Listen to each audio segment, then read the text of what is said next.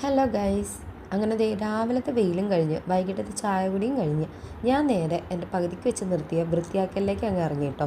മുന്നത്തെ വീഡിയോയിൽ ഞാൻ അങ്ങ് അറ്റത്തുള്ള ഭാഗം മാത്രമാണ് വൃത്തിയാക്കി എടുത്തിട്ടുണ്ടായിരുന്നത്. സോ ഇന്ന് ഞാൻ നമ്മുടെ മാവിൻ്റെ ഏരിയ വൃത്തിയാക്കാമെന്ന് ഓർത്തു.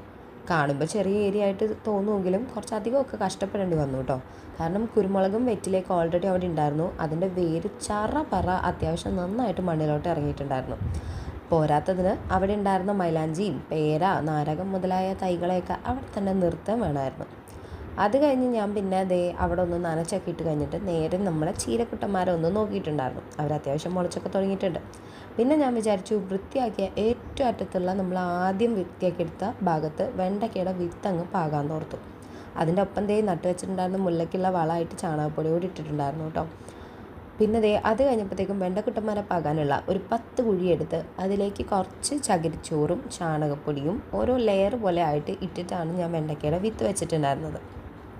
വിത്ത് അങ്ങനെ കൃത്യമായിട്ട് മുള വരുന്ന ഭാഗം നോക്കി വെക്കണം എന്നുള്ളത് കൊണ്ട് ഭയങ്കര സൂക്ഷിച്ചൊക്കെ ചെയ്തൊരു പണിയായിരുന്നു കേട്ടോ അത്.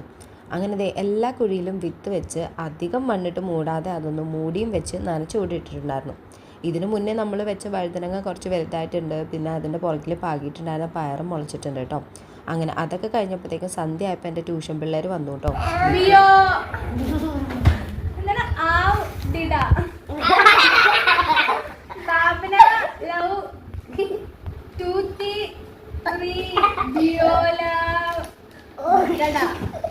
എവിടെ ലെറ്റർ കാണിച്ചേ?